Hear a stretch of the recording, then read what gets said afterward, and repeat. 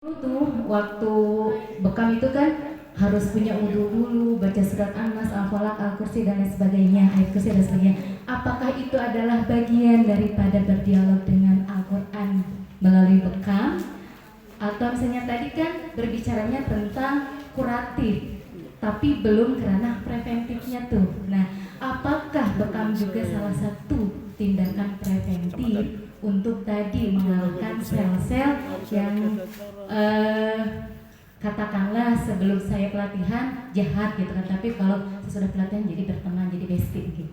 Itu saja pertanyaannya. Assalamualaikum warahmatullahi wabarakatuh. Waalaikumsalam warahmatullahi wabarakatuh. Itu tambahan bekam, itu tambahan Budian sama Pak Herman itu.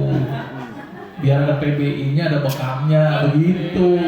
Sebenarnya bekam punya mekanisme sendiri, bekam itu terhadap respon imun dan juga terhadap si kuman. Kuman itu akan mati dengan bekam karena bekam meningkatkan respon imun. Imunnya bagus, kumannya akan bisa kan konsep dalam alam semesta ini kan konsep rantai makanan. Kuman dimakan imun, kan gitu kan, tikus dimakan ular, ular dimakan elang, kan begitu kan? Sama, supaya imun kita bagus, ada memori terhadap kuman, dia bekerja, jangan dimandulkan, tapi diaktifkan. Maka itu ketika kita sakit, ketika ada infeksi, harusnya tingkatkan imunnya dulu. Nah, cara salah satu dengan bekam. Nah, bekam ini bisa preventif, kuratif, bahkan rehabilitatif. Hebatnya bekam itu. Dia meningkatkan imun, juga bisa meningkatkan respon imunnya, itu kan preventif. Kuratif misalnya bisa menurunkan tekanan darah, kolesterol, dan sudah banyak uji-ujinya secara uji klinis, dan bisa juga untuk rehabilitatif. Tapi bekam tidak bisa dialog. Dengan bekam jadi dialog itu nggak bisa.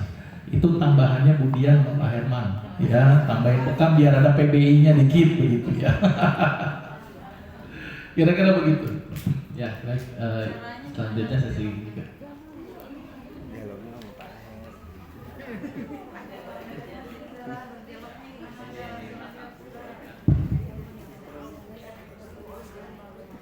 Bismillahirrahmanirrahim. Langsung aja dok, anak saya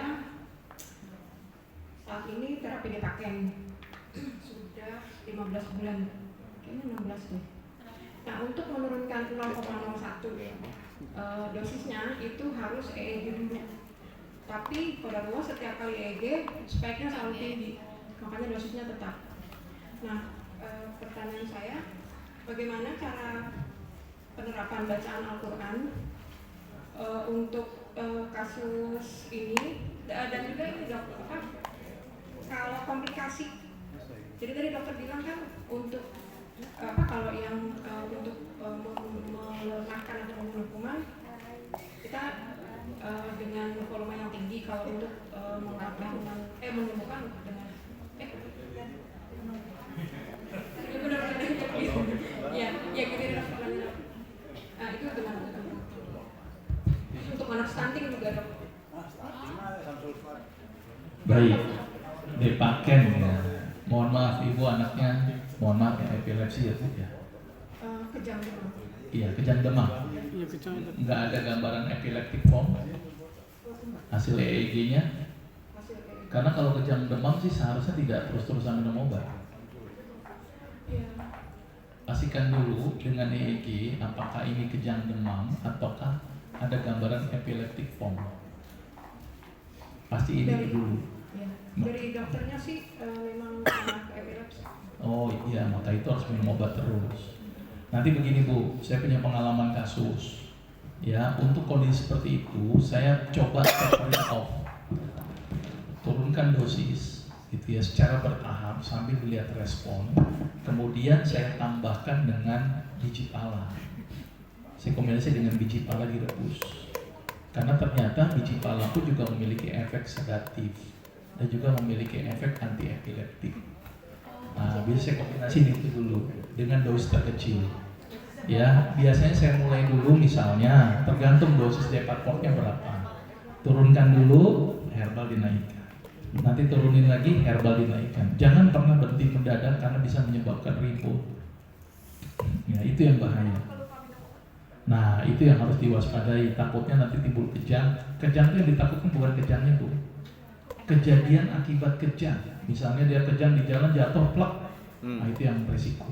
Sebenarnya kejang gak usah khawatir, tinggal dimiringin anaknya udah beres. Ya takutnya akibat kejangnya itu yang dikhawatirkan. Maka itu nggak boleh berhenti mendadak obat kejang, cukup berisiko. Nah sambil nanti kita lihat EEG-nya lagi benar. Karena kalau nggak di EEG kita kontrolnya gimana, kan letaknya di dalam. Nah itu satu yang pertama, turunkan tambah biji pala. Kemudian saya suruh dia menghafal Quran. Ternyata dengan menghafal Quran akan mengaktif sinap tuh, sinapnya jadi lebih aktif. Ya kan tuh gangguan listrik juga, dibenarkan itu. Kemudian saya perbanyak serotonin dengan makan kurma. Jadi menghafal Quran, makan kurma, itu saya suruh. Terus kemudian saya suruh perbanyak sujud supaya aliran darah ke otak menjadi bagus, sama tidur miring ke kanan. Ini tips-tipsnya ya, saya berikan kepada pasien-pasien seperti itu. Terus kemudian saya perbanyak makan ikan supaya ada unsur omega 6. Itu berperan penting juga untuk otak. Nah itu saya lakukan secara bertahap.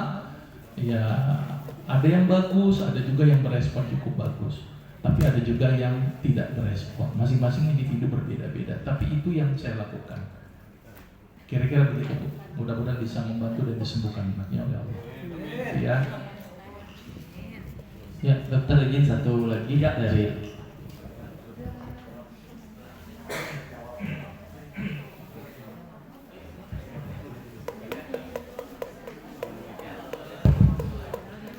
Assalamualaikum warahmatullahi wabarakatuh. Terakhir ya.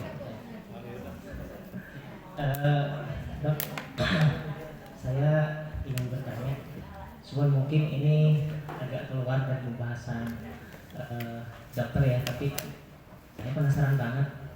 Semakin banyak dan bermunculan praktisi ruqyah ini, maka semakin terlihat kejadian-kejadian yang seperti orang kerasukan gitu dok.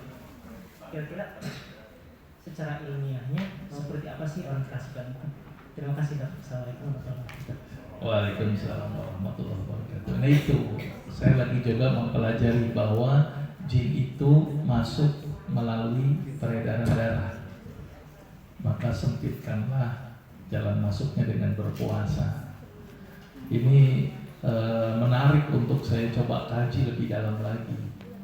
Ya kan, ditambah lagi kan jin itu kan diciptakan dari api kan. Apakah bisa dideteksi dengan panas atau tidak? Nah ini yang saya belum sampai ranah itu. Saya belum bisa mengecek keberadaan jin. Saya nggak bisa, itu gaib lah. Ya, saya belum bisa merangkak ke sana. Quran bisa nggak untuk jin? Kan ada kan kisahnya yang tadi saya cerita, bisa. Maka itu ruqyah bisa untuk usir jin, betul. Ya, tapi patofisiologinya gimana? Nah, saya nggak bisa terangin karena barang jinnya aja saya nggak tahu gitu. Patofisiologi itu kan bisa diterangkan kalau ada barang jinnya dulu, jelas. Tapi ruqyah itu ada, dan memang saya tuh banyak sekali pasien-pasien yang sembuh dengan ruqyah. Benar. Ternyata sekarang ini banyak orang-orang yang memang banyak bersekutu dengan jin. Ini yang jadi masalah ini. Ya, jadi memang penting juga ruqyah ini nih untuk terus maju. Tapi sekali lagi tujuan kita meruqyah yang paling penting apa? Kan kita meruqyah menggunakan Quran kan. Dan Quran itu bisa menjadi obat kalau yang diruqyah itu harus percaya dulu. Maka itu pentingnya dakwah dulu. Ya, dibenerin dakwahnya, diyakinkan bahwa Quran ini bisa menjadi obat. Tauhidnya harus bener dulu. Ya, satu, yang dibacainya harus percaya. Yang kedua, yang bacainya pun juga harus yakin. Orang-orang yang benar-benar soleh, ibadahnya harus benar. Makanya kenapa tadi ada pertanyaan masing-masing ustadz kok beda-beda? Benar. Ini yang baca, mohon maaf, ini yang baca Al-Fatihah aja. Satu orang yang baca Ustadz misalnya Rasid sama satu lagi Muzamil aja beda sih. Itu berpengaruh siapa yang membacakannya. Maka itu peruqyah itu benar-benar harus dijaga itu. Jangan peruqyah itu nggak usah yang baca aja, datang aja itu udah lari itu jin. Ya, kayak seperti kisah Umar bin Khattab jin yang lari terbirit-birit ketika hanya mendengar bakyaknya Umar aja udah tahu tuh. Ya kan? Berarti kesimpulannya memang perukiannya yang harus nggak usah dibaca aja udah pergi itu biasanya tuh jin tuh. Ya kalau bicara ranah jin. Tapi memang bener nih kasusnya cukup banyak kok.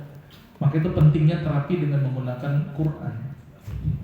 Ya, dan itu terapi yang sangat mudah. Tapi saya sekali lagi nih levelnya masih uji klinis. Makanya tugas teman-teman uji aja klinis, masuk case report, masukin ke publikasi jurnal.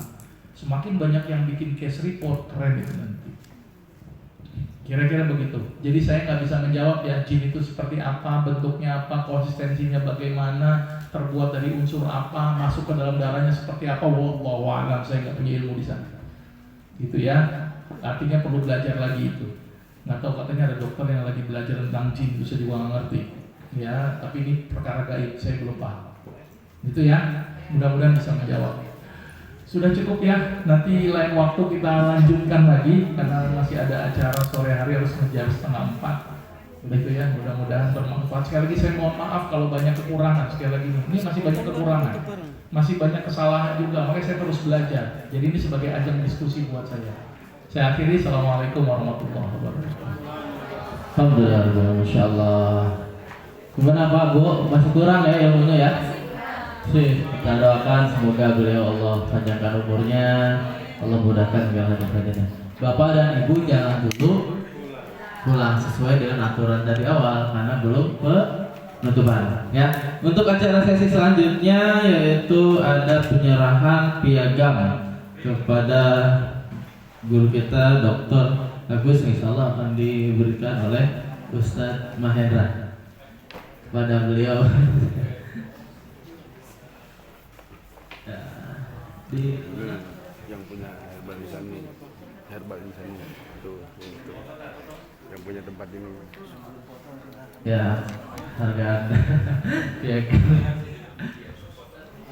foto bersama ya yang mau foto panitia mana foto bentar ya 1 2 3 ya 1 2 3 sekali lagi 1 2 3 oke.